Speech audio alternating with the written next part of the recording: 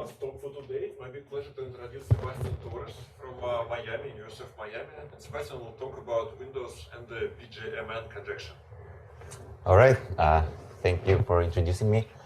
And yeah, what I will talk about today is joint work with my PhD advisor, Tevelev at UMass. And what I will do is first say a bit about derived categories, what they are, what we want to know about them, then the conjecture itself. And in order to state our result, I'll have to give a bit of background about like Windows and GIT and how the wall crossing works in the derived category setting. And then in order to give the proof, I will have to this will be a statement about moduli of stable pairs, moduli actually of vector bundles on a curve, and then I will talk about these moduli and also what are the blocks of the semi-orthogonal decomposition that I will discuss. So, well, first, well, let's say that everything that we are doing is over complex numbers, even though like characteristic zero, algebraically closed field would work.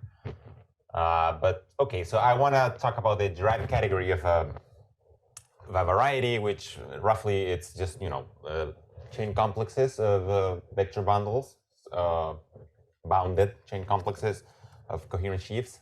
Yeah, or vector bundles if you want, if you're on a smooth projective variety. And morphisms are just morphisms of complexes, except that now every time you have a quasi-isomorphism, it becomes invertible in this derived category. That's kind of the catch for derived categories.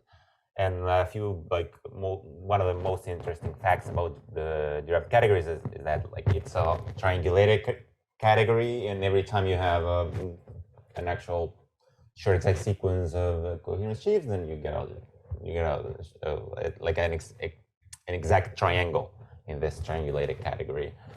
And for example, if you have a morphism between algebraic varieties, then you can define typically up to certain conditions, you will be able to define derived functors, so like derived push forward, derived pull back, derived homology. Derived global sections, which is like the homology functors. In fact, that's like one of the most used derived functors. Just HI, so chief homology is just the derived functor of the global sections. So yeah, like one of the main features is that every of the derived category is that if you have a short exact sequence of coherent sheaves, then you get a long exact sequence in homology, for example. And if you're trying to compute homomorphism between two sheaves, say, and then let the second sheaf you shifted by some number, and in the derived category, meaning that in the complex you just move it to some other position, that you're just computing x, which would be like the derived functor of hom.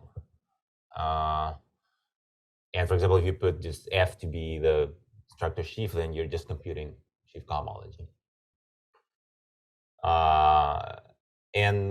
Yeah, typically one is interested in, when you want to study the derived category, you're interested in splitting it into blocks. And the right notion that we want to explore is that of semi-orthogonal decompositions, which will mean a decomposition of the variety, of the category into blocks, where each of these is an admissible subcategory, meaning that the injections, the inclusions have adjoint functors.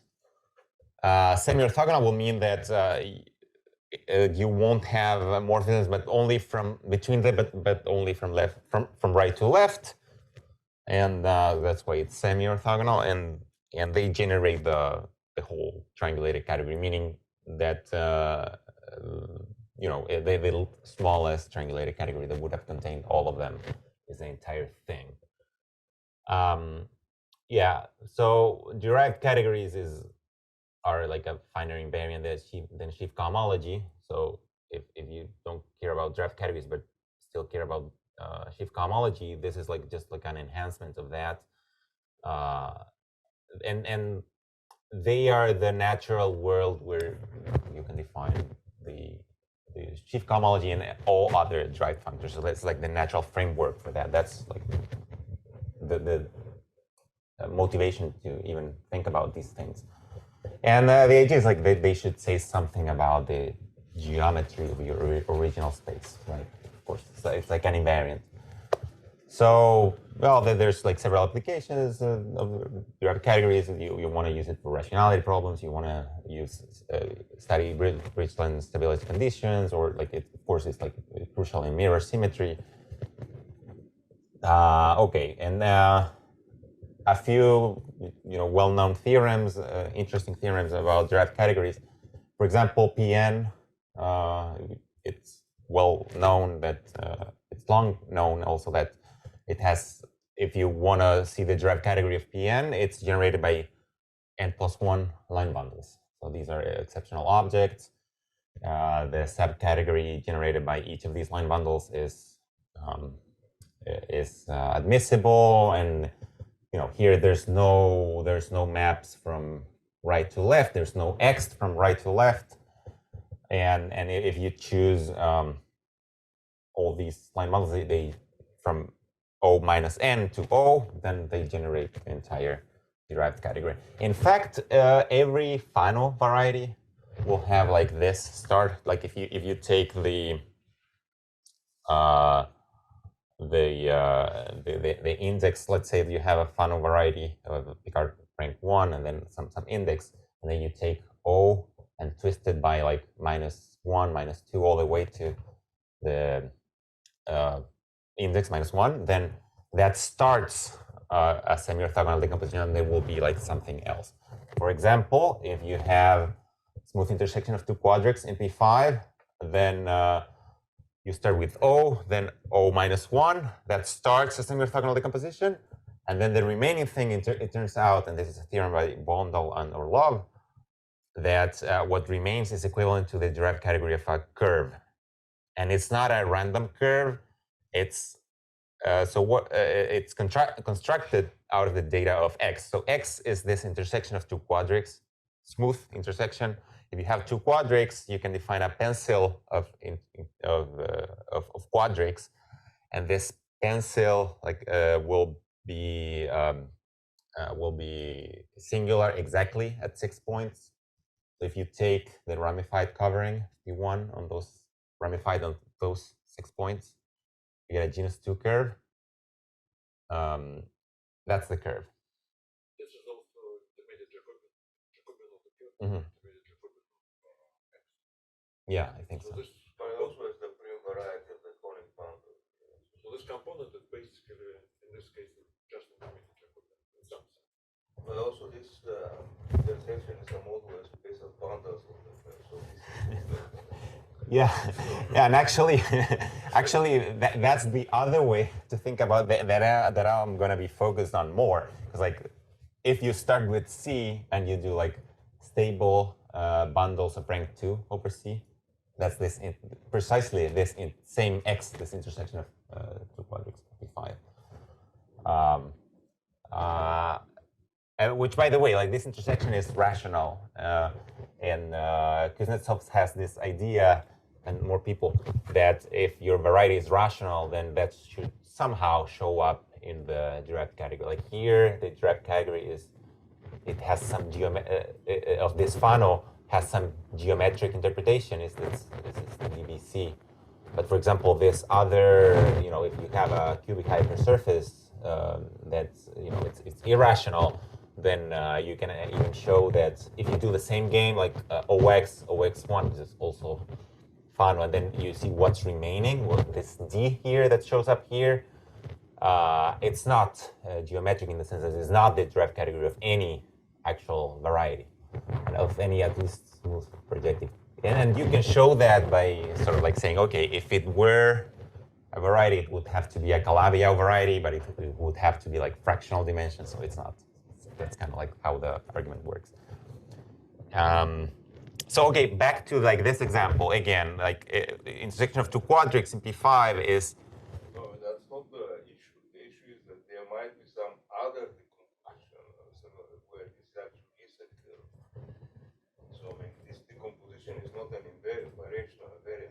Oh yeah, right. The Griffiths components are not well defined. Like this. Oh right. Yeah. I mean, it's also a problem that even to define the components of a semi-orthogonal decomposition in general, it's not well defined. You can have different decompositions even with different length, and each of them like being indecomposable. So yeah, it's not clear how to for example, give an answer as to how find like birational invariance out of this. But there are some ideas there. So yeah, so back to this curve. So this is a genus 2 curve. It's like now I'm seeing it from the point of view of the curve. You do the moduli space of rank 2 bundles, stable rank 2 bundles on that curve. That's X. And that space has this semi-orthogonal decomposition where the curve shows up. I mean, the derived category of the curve shows up as a component, as a block. So in fact, we will try to study that. So again, let's suppose that you have the moduli space of vector bundles of rank 2 that are semi-stable, like usual semistability. And let's say that C is a curve with genus at least 2. And let's say that you just fix the determinant with some odd degree. So that moduli space, into the derived category of such moduli space, you can always embed the derived category of the curve. That's a theorem by Narasimhan and also like Fonaryov and Kuznetsov did some cases, but Narasimhan proved the full the entire case, not just for general curve. And the way you do that is you have the curve, you have the moduli space, and on the product you have a universal bundle, like a Poincare bundle, and that gives you a Fourier-Mukai transform. So you sort of like, what would the factor be? Like a Fourier-Mukai transform is like you have an element in the direct category of C, which is something like basically some bundles on the curve. You pull it back to the product. You tensor it with the Poincare bundle, and then you push it forward to the moduli space. Of course, derived push forward, derived pull back, and so on. And not only that, you can even start semi-orthogonal decomposition. In general, for genus bigger than 2, this will not be the entire derived category, but you can start a derived category, but having the structure sheaf, then theta inverse, which is where theta is the generator of the Picard group.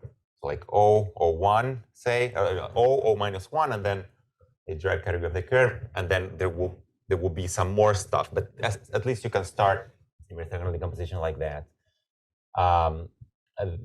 Then Lee and Narasimhan proved that if you have a curve that is non-hyperelliptic and of genus at least 16, then you can embed not just the curve itself, but even the symmetric square of the curve. And also you can start a semi-orthogonal decomposition by having a line bundle, the derived category of the curve, and the derived category of the symmetric square. And still, that of course does not generate the whole thing, but it starts a semi-orthogonal decomposition of N. Oh, you'll have to ask Yunseok.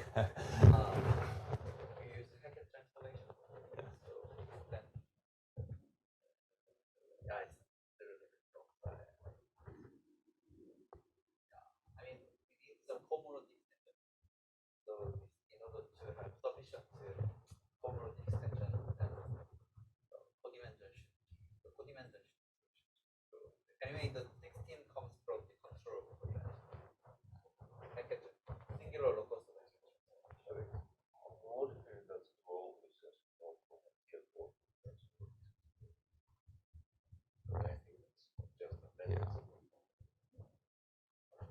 Although, spoiler alert, like there's nothing. I mean, even if it's not 16, it can still be done.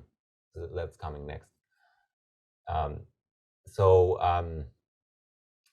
So there's this conjecture by Narasimhan and also by Belmans, Galkin, and Mukhopadhyay that there should be, and this comes from like analysis of the K theory. So they conjecture that there should be a semi-orthogonal decomposition of this moduli space by that should have the following shape. So like two line bundles, and then two copies of the curve, and then two copies of the symmetric square, and so on, like copies of symmetric powers of the curve, up to genus minus 2, and then only one of genus minus 1. So that follows from. I mean, that comes from. This comes from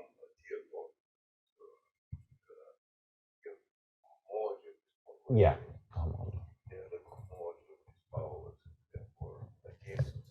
Yeah. Or mirror symmetry. No, because the singularity get models are going to therefore might be Yeah. Oh yeah. Right. Yeah, I didn't know that you could see this from the mirror point of view. Yeah, but I guess a lot of these conjectures, guesses, they come from the mirror. I have no idea who Belmans is, but they were out, but that makes it Probably. So yeah, so what we were able to show, so Jenny, Tevelev, and me, was that you have these blocks. So in this derived category, you have there's a semi-orthogonal decomposition with exactly these blocks and possibly more. So we haven't been able to show that all these blocks generate so it's full. We don't know that they do generate the entire derived category, but at least we have the start of a semi-orthogonal decomposition with all these blocks. And of course, the full conjecture would be that it's everything. So the full conjecture would be to prove that this B, I'm calling it here B, would be 0. That's the next thing to prove. It's interesting to know that actually each of these cannot be decomposed further. So it's been shown that symmetric square of a curve cannot be decomposed. Of course, we expect that the remaining blocks, there should not be any remaining blocks, right?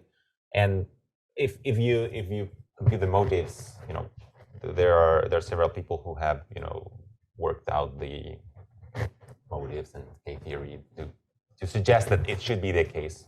We don't know it at the level of derived categories. And Yamashu obtain the same result using completely different techniques than we did. So in order to say how our approach works, I need to give you a bit of a background of GAT quotients and the windows, the windows theory between different GAT quotients and variations of GAT. So first, okay, what is a GAT quotient? You have let's say that you have a smooth variety and you have an action. Let's say that the group is reductive, and you want to define the quotient. So the natural thing to do is if you have a coordinate ring, then the coordinate ring of the quotient will be just the invariance.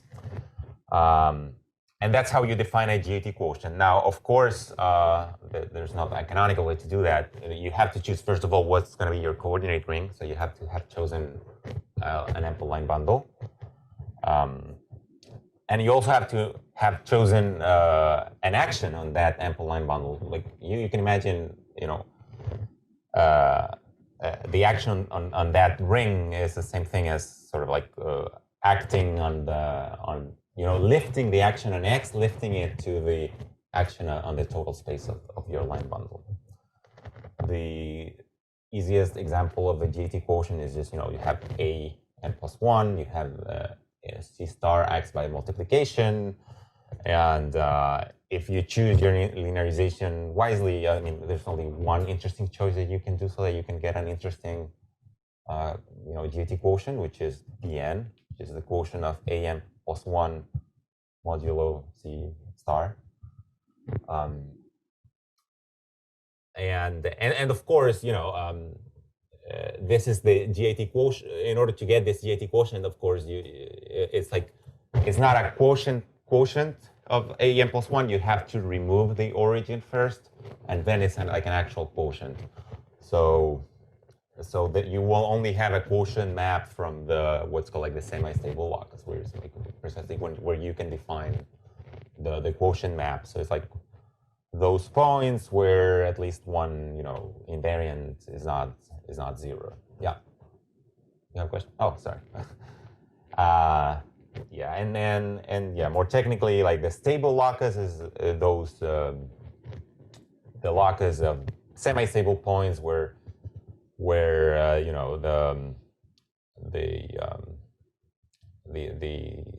the orbit is closed in the semi-stable locus, and it is of their correct dimension, so to speak. But mostly we will worry about those cases where semi-stable and stable is the same thing. Now, of course, if you choose a different linearization, so if you choose a different line bundle, or if you choose a different action on that line bundle, you will obtain a different GAT quotient in principle. And there is this whole description by Dolitchev and Hu that if you vary the GAT, if you vary your linearization along your what's it called, like the G equivariant neuron severity group, you have a system of like walls and chambers, so that a chamber is where the semi-stable locus is the same as the stable one, and you get always like smooth quotients. And between a chamber and another chamber, there's a wall, and then in the wall you may have like a singular thing. So in the interior of the chambers, this happens. The semi-stable and stable are the same, and you want to know what happens when you go from one chamber to say, look, an adjacent chambers. Like if you vary the linearization to a different linearization, what will happen? And more specifically, I want to know what happens to the derived categories of the different GAT quotients. Like if you go through one quotient or through the other quotient. So to say to do that, I need to talk about weights. So I'm going to consider again X with an action of G. Let's say that F is a G equivariant vector bundle, so like a vector bundle with an action that extends the action on X. If you have a one parameter subgroup of G, and let's say that one parameter subgroup will fix some point in X. So if this C star acts on X and it fixes some Z, then on the fiber over that Z, the C star has no choice but to act on the fiber, by some multiplication, by some power of T goes to T to the D. So those eigenvalues, those D's, will be what we call the weight of F with respect to that one parameter subgroup. And let's assume that G, for simplicity, that G acts freely on the semi-stable locus. Telemann and then Halper-Leisner, they proved that the following. So if you have X and you look at the derived category, like the G equivariant derived category of X, which would be like complexes of coherent sheaves and so on X, but with an equivariant action of the group G, and you want to see what happens when you restrict that to the semi-stable locus of some given linearized line bundle, you can compute homomorphisms on the semi-stable locus so which would be here, because like that would amount to computing homomorphisms on the GAT quotient. You can compute it sometimes in the entire quotient stack, as long as there's some weight condition that happens. So what would prevent these two things from being equal? Well, I mean, one of them is just in the semi-stable locus. One of them is just in the entire stack. So in order to be able to say that, you need a condition that you have some kind of control over what happens on the unstable locus. And that condition is like very, technically explained in their work. I'm not going to say what it is, but roughly how it works is, you have the unstable locus. You can use the Hilbert-Mumford criterion to, figure out what the unstable locus is, and to stratify it into like some strata that I call like S alpha, and then there are some numbers eta alpha that have to do with conormal the weights of the conormal bundle of the strata and so on. And then if the weights of your F and K are between like W and W plus eta, then this equality holds. And if you put like F to be this destructor sheaf, this is a statement about cohomology. You're saying basically that if you want to compute cohomology in the quotient, then you can compute it in the stack. And cohomology in the stack, since this is a reductive group, is the same thing as having computed homology and then take the invariance. And yeah, I said that G, I'm supposing G to act freely on XSS of the semi-stable locus. If it doesn't, this would still hold. It would be like a statement on the stacks rather than on the GAT quotient as I'm defining it here. But it would still hold at the level of stacks. And moreover, the Windows theorem tells you that, and this is like it was done by like Ballard, Favero, and Katsarkov like independently from also like Halpert Leisner at the same time.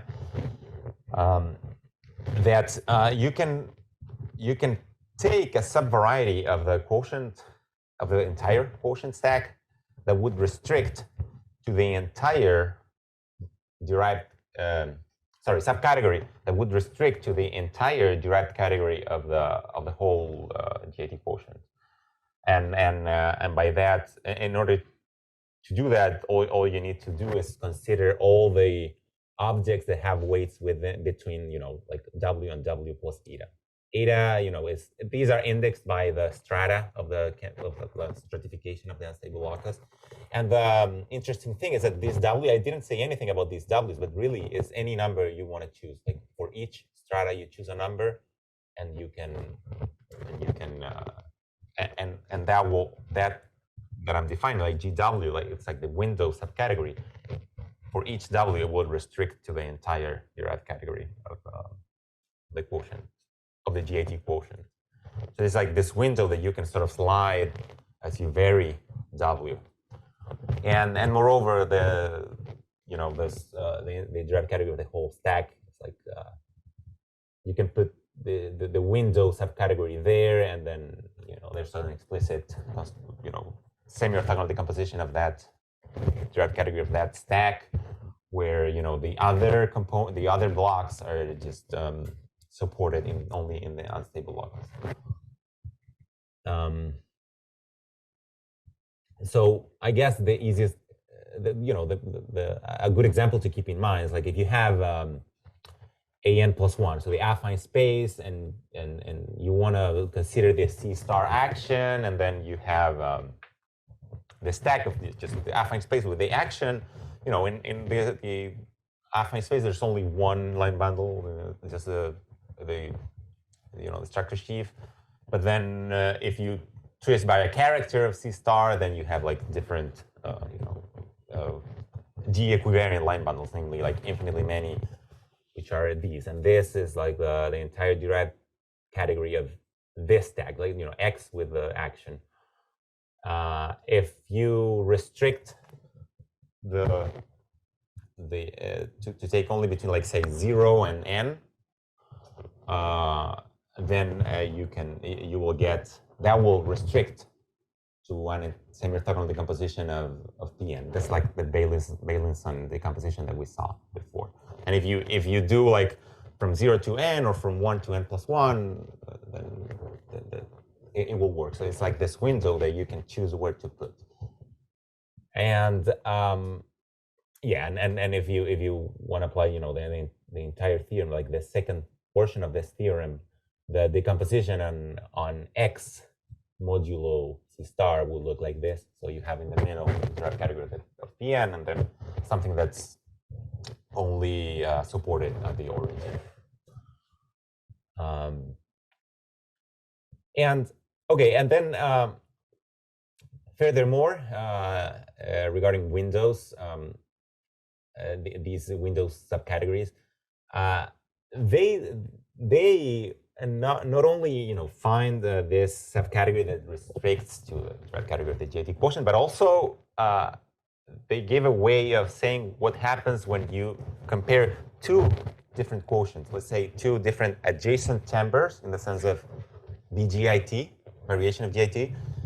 So let's say that you have a wall, and then at like a codimension 1 wall, and at either side you have two different chambers, so two different GIT quotients. For each of them, you will have a window subcategory. Let's say that you fix some W, so you for each of them you'll have a window subcategory that restricts. So it's a subcategory of the same X mod G, the stack X mod G. And then they are defined by the condition that the weights are between between W and W plus eta, and so they are defined by these windows, which are defined by the weights being in this interval. So if on one side of the wall the windows are consistently smaller than the other one, then you can, that entire subcategory, you can embed it into the other subcategory, and that's captured by measuring the weights of the canonical bundle on the strictly semi-stable locus of the wall. So if, for example, if all these weights are negative, then one GIT quotient, its derived category will embed entirely into the derived category of the other GIT quotient.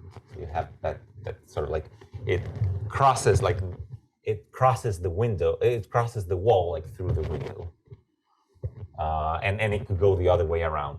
The one example that you keep in mind is like now let's say that C star will act again on an affine space, but now let's say that it will act with positive and negative weight on like half, not half, but like some of the coordinates, and some of the other coordinates it will act with the opposite one. So you can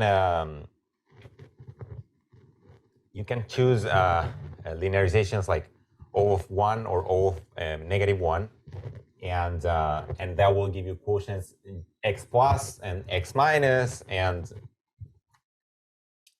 for example, like in X plus, you'll have like a Pn embedded here, X minus you have a Pm here, and this is like a common resolution of these two things. So and on this side, you would have blown down a Pm, and the other way around, you would have blown up a Pn. So this is like a common resolution. Each of them is a GIT quotient of the same X. And how do you define a window on the X plus? Well, it will be objects that have weights between these two numbers, and a window on the other side would be objects that have the weights between these two numbers. And well, for example, if n is less than or equal m, then the derived category of this guy will just embed in the derived category of this other guy. So one window would be strictly smaller than the other, and then you can embed it. And you have some wiggle room, because like even if you choose W, and if you choose, for example, if n is less than or equal m plus 1, sorry, no, like n plus 1 is less than or equal n, m, then you can choose w, but you can also choose w plus 1, and it will still fit in the other side. Okay, so we want to apply all this machinery to our case, because that's how we're gonna, because like I said that the original problem was to study the derived category of the moduli space of rank 2 bundles on a curve, right? So to get that, we're going to use this machinery. But and to do that, instead of studying the moduli space of rank 2 vector bundles on the curve, we're going to study the moduli space of rank 2 bundles with a section. So I'm going to do the moduli space of pairs. So this is what Thaddeus introduced. It's like a, you have a curve with genus at least 2. And if you fix a real number, then you're going to consider not just a vector bundle, but a vector bundle with a section. And depending on the number sigma that you chose, that will define some semi-stability or stability condition for your line bundle, which will be, like your usual stability condition, but tweaked by like minus sigma or plus sigma, depending on whether your the section of the pair was a section of the subbundle or it wasn't a section of the subbundle. So Thaddeus studied this and extensively, discussed this and proved that there is a moduli space of such bundles, and sigma is allowed to be like between like 0 and like d minus 1 over 2, and there's like this many, like w, there's this many different moduli spaces, for different parameters, sigma, you have different moduli spaces, and the system of walls and chambers is like a one-dimensional system where, the walls occur at specific values of sigma, namely these values, like d over 2 plus z. And these m1, m2, and so on, these are the moduli spaces that live in a GAT chamber. This is the variation of GAT, and like between like m1 and m2, there's like a common resolution. You blow up some locus on m1, and then you blow down some other locus, and you obtain m2.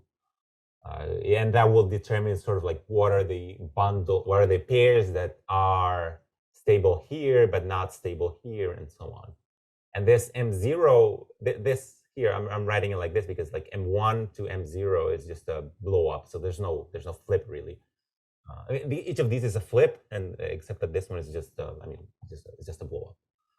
And the interesting thing is that this one, the last moduli space, so here W is like d minus 1 over 2.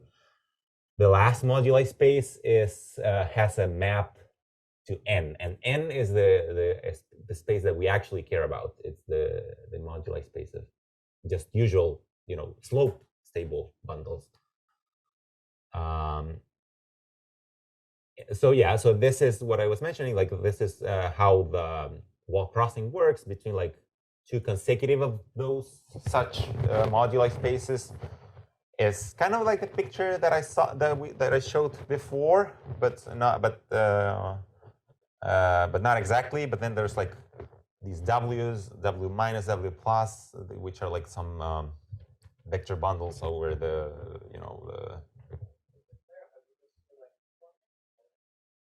yeah, rank 2 bundles, yeah.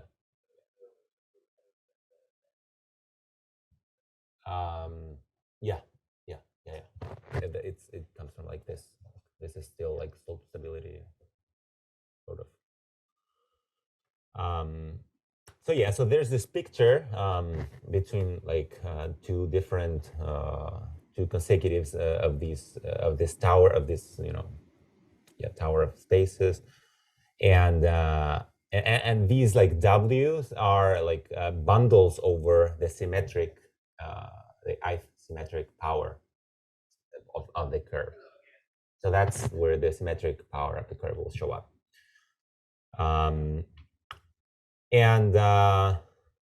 Yeah, and I should say also, like, M0 is like a projective space, and then M1 is like a blow up of M0 over a copy of the curve itself. And yeah. So yeah, we wanna see what happens in this wall crossing, but from the point of view of derived categories. What happens is that, well, okay, it's like each of these, you can write it as a GIT quotient of the same space where you have chosen just different linearizations. If you choose one L plus, it will give you, let's say, like M1, and if you choose another one, the other L minus, it will give you M2, or M2 and 3, M3 and 4. And the thing is that once you have that picture, and you wanna, and let's say that you have objects on X, on X, which is the space whose quotient will be these MIs. If you have two objects and you're trying to compute the morphisms between those two objects on the derived category, when you restrict to one semi-stable locus or when you restrict to another semi-stable locus, if the weights of these objects are correct, meaning they satisfy whatever hypothesis of Halpert-Leisner, Vallard-Favero-Kotsarkov Windows theorem, then you will be able to, these two will be equal to each other, because like if the weights of these two are in the correct range for the purposes of mi minus 1, then these two will be equal. Computing in the semi-stable locus would be the same as computing in the whole stack. And if the weights are correct for the purpose of mi, then computing in this semi-stable locus would be the same as computing it here, and therefore that would mean that this and this would be the same. So so the pair like A and B, like the morphisms from A to B, will cross the wall through the window, and morphisms in M2, for instance, would be computed in M1. Morphisms in M3 would be computed in M2, and so on. So if you use windows and wall crossing, in fact, you can show the following. If there's some numerical condition, because you can compute what are the weights in the strictly semi-stable locus and so on. So if you satisfy, for example, this numerical condition between I and DG, you get that, for example, the entire derived category of one of these moduli spaces will embed into the derived category of the following one. And also what's missing, like if you embed mi minus 1 into mi, what you need to add is just a bunch of copies of the derived category of the symmetric power of the curve.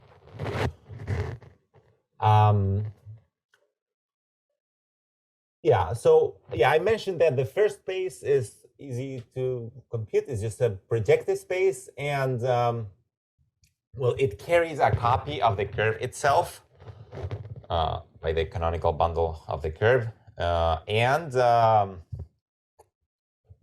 if you want to obtain M1, which is the next moduli space, you blow up along that copy of the curve. Now, if you go back to this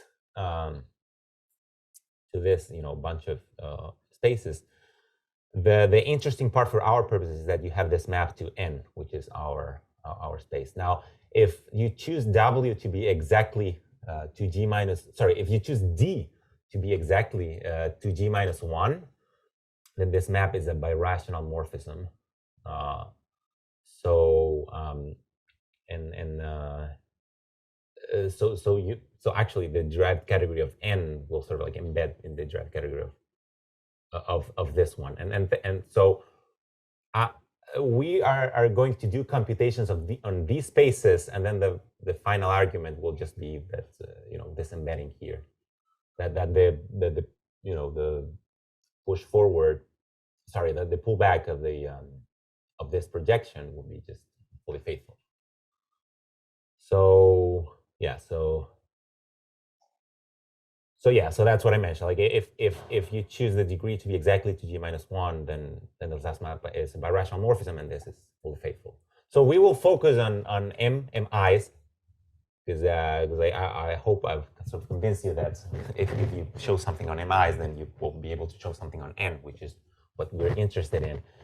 So yeah, so again, let's say that you're working on M1, for example. Yeah, you have a universal bundle and a universal section. That's what Tadeusz showed, and you can define this Fourier-Mukai function, which is pull back the curve to the product tensor with your universal bundle, push it forward to M1, and you can show that this functor is fully faithful. What does it mean, or how do you show that a functor is fully faithful? Well, there's this criterion by Bondal and Orlov that actually all you need to show is that it's fully faithful on points, on closed points. So in order to that it's fully faithful, you take 2 points in the curve. So yeah, fully faithful, of course, would mean that homomorphisms on either side would be the same, on C and on M1. If you do some some local some skyscraper sheaf on X, and you apply the functor, you would have obtained like Fx, and if you do Oy, you obtain Fy. You want to show that these two things are equal to each other. Fx is just the F is the universal bundle, so you just restrict that to the point. And showing that these two things are equal to each other is showing that the cohomologies are the same. So the left hand side, we know what it is. It's like either 0 or the cohomology of a point with itself, and the right hand side, in order to compute that, we use the Kojoule resolution of the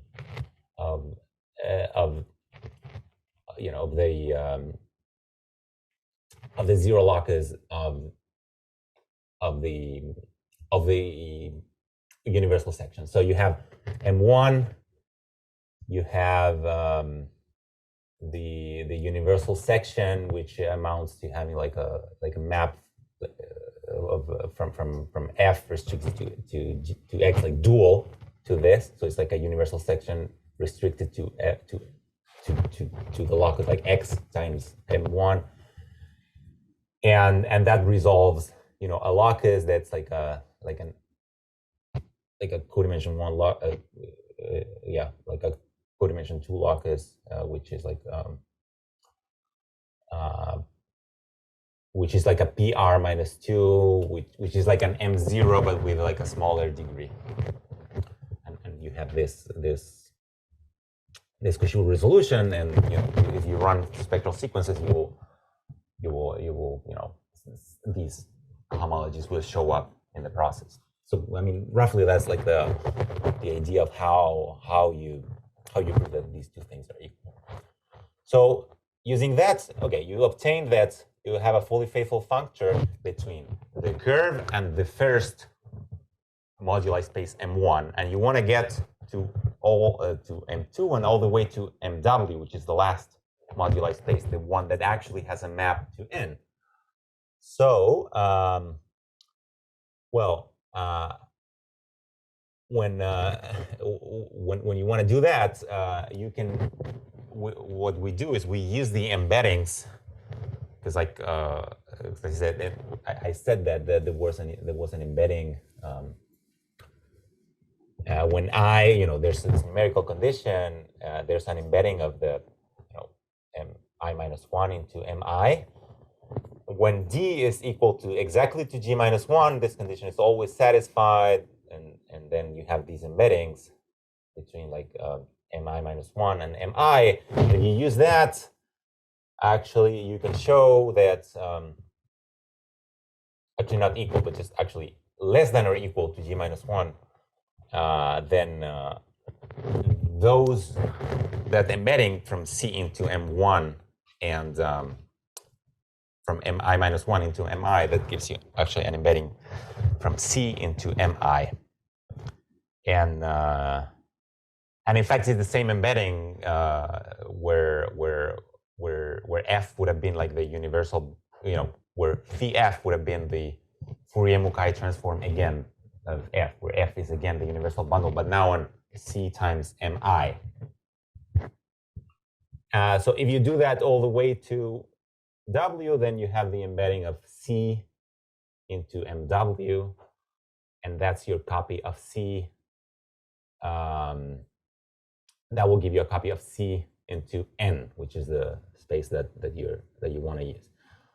Now, if you want to get copies of the symmetric powers of the curve, instead of taking plainly the Poincare bundle on the moduli space times the curve, you can still do the following. So you have, let's say that you have like a bunch of copies of the curve, so you can project to the symmetric power, or you can project to the curve, by just choosing one of the coordinates. If you pull back each of these projections, let's say that you take let's say that you take the Poincare bundle on C times Mi. If you pull it back by each of these projections, and then you tensor all of them, and then you push it forward to the symmetric power, power of the curve, then you obtain a bundle that I'm calling like F box tensor alpha, and that's a bundle where it's a bundle now on the product of the symmetric power times the moduli space Mi. So again, you can do the same Fourier-Mukai thing, whereby this functor, I mean, take an object, pull it back to the product, tensor with this bundle, push it forward to Mi. So that this runs a Fourier-Mukai functor here, and then you can show using windows and a lot of cohomology computations that this functor is fully faithful. So you have a copy of the derived category of the symmetric square of the symmetric alpha power of the curve into the alpha moduli space of stable pairs and into every other subsequent stable moduli space of stable pairs for I equal alpha and beyond. And how you do that, again, there's like this Kojoule game, you can still play it, where now instead of, when you have the universal section here, and that goes to not M1, but Mi, the zero locus of such section will be like a moduli space of stable pairs on its own right. It will no longer be like P to the R minus 2, but it's still like some other, fabulous moduli space, but with some lower degree. And then, okay, you can run spectral sequences on that and, relate the cohomologies to each other. And also, you want to know that when you restrict this bundle that's giving us that's defining this Fourier-Mukai transform, we want to know that this is actually a deformation of having taken, just the fibers, like the restrictions of the original Poincare bundle to each of these points, and then just tensoring all of them together. Because like that's how you're gonna compute the the weights, which is like this condition that you wanna check in order to get the whole Windows machinery running. And then you, like roughly speaking, you do a lot of computations on M alpha, but also for M alpha plus 1 and so on, you want to do windows. So you want to do this derived category, which of the symmetric power of the curve, which will be embed in M alpha. You want to carry it on to the next across each of the subsequent walls, so that it goes all the way to the last of those spaces. And you do that, it will cross the wall through the windows. And in order to do that, you need to check the weights condition. So finally, you have, you fix what your determinant, what you want your determinant to be, which has to be like an odd determinant, and let's put it like 2g minus 1, because it doesn't really matter like how you choose lambda as long as it's odd. If you define your space of stable bundles, where C is a curve, genus. So like C is a curve of genus at least 2, and then lambda is like this line bundle of this degree. You fix now we wanna work on n itself. So you fix an ample.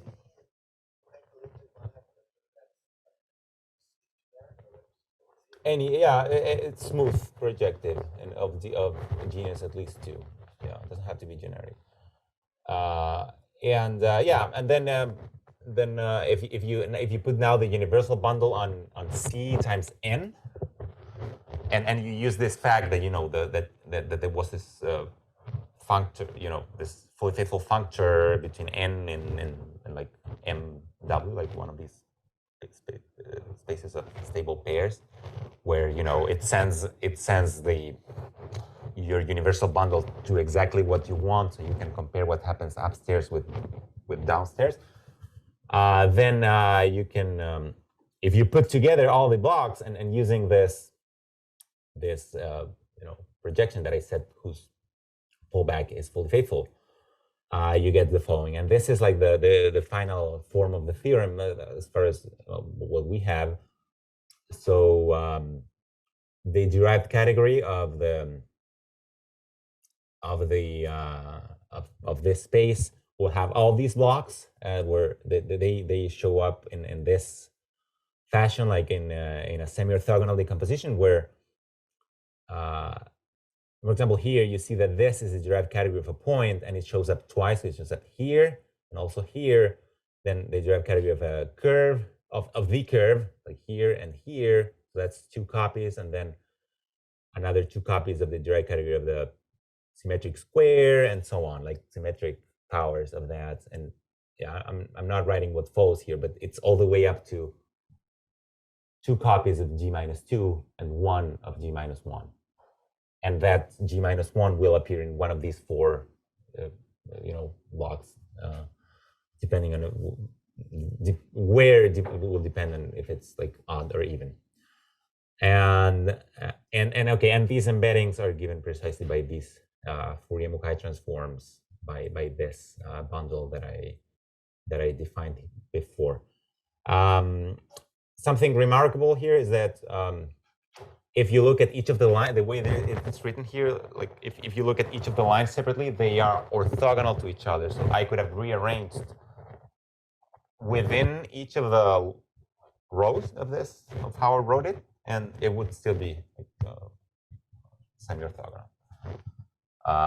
And yeah, again, we don't know that this generates the entire derived category of n, but that's like, of course, like the next challenge, I guess.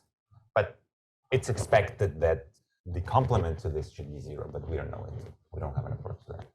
But yeah, that's what I wanted to say. Thank you. Questions? I have a small question. So this space n, it's equals to 1. Yeah? And calculable divisor. So if you take a generic member of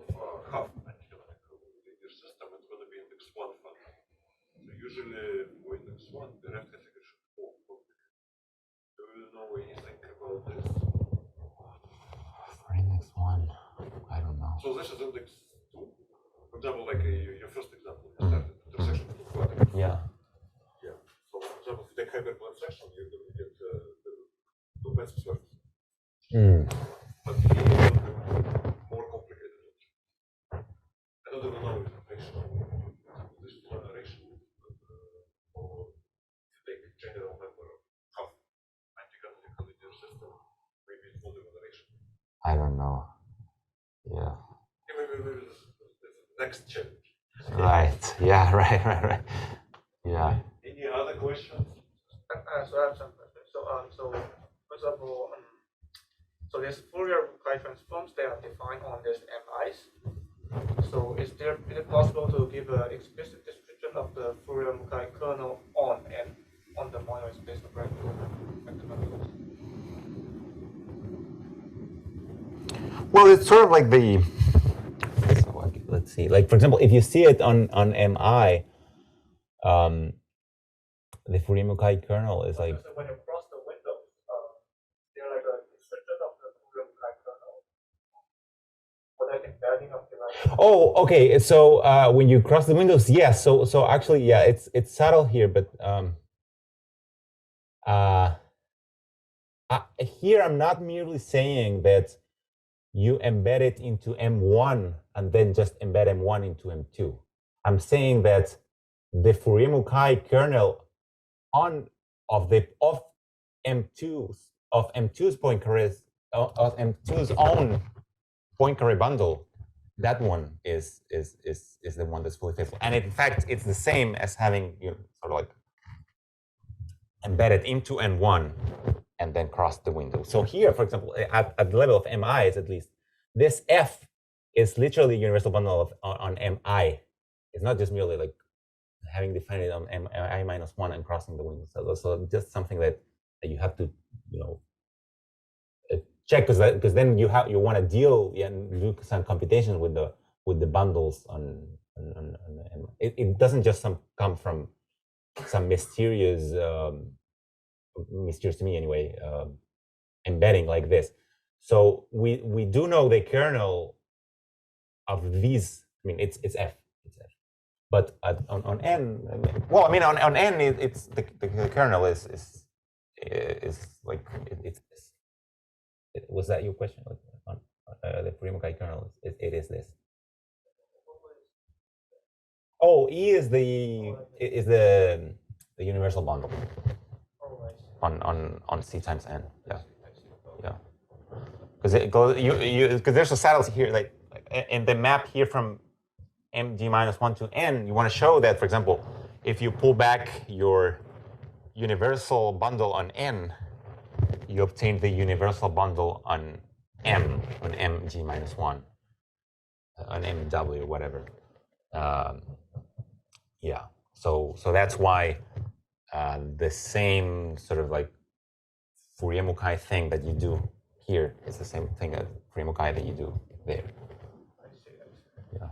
So I guess the point is that so here it's a little bit difficult to show that this gives you an embedding, but after you cross the windows, it's easier to see that. Sorry, say again? So I guess the point here is that so you use this kernel to define an embedding of the direct value of symmetric product into the direct value of M. It's a bit harder to see it's an embedding, but it's easier on the Yeah. And that it's the embedding that because like you also want to compute if you want to show that this is an actual semi-orthogonal decomposition, you want to compute our homes between like a whole bunch of objects between these, and then you want to know exactly what they are, and those you compute on the MIs. It's like easier to compute. And then so if you now take again same curve but like a higher rank vector bundle, it is like the rank and decreasing over. Is there any similar expectations for the direct Higher rank? Yeah, higher rank. Yeah, so Lee and Moon have a theorem that the derived category of the curve, also using Windows, the derived category of the curve embeds in the moduli space of vector bundles like R, RD where they are coprime, and I don't know if there's some other numerical condition. Okay. Coprime, yeah. But I don't know about symmetric powers on that case. Yeah. So we know we have some components, but like, is there like an expectation of like the There is some conjecture, yes, and it involves also symmetric. Rank 3, we have it. Any rank, Is it like symmetric powers and like a combination of symmetric powers, something else? Products of symmetric powers, yeah. So Romeo mentioned beginning like this motivation from up here, but I guess I have also compared the value numbers, etc. for like higher rank. So I don't know.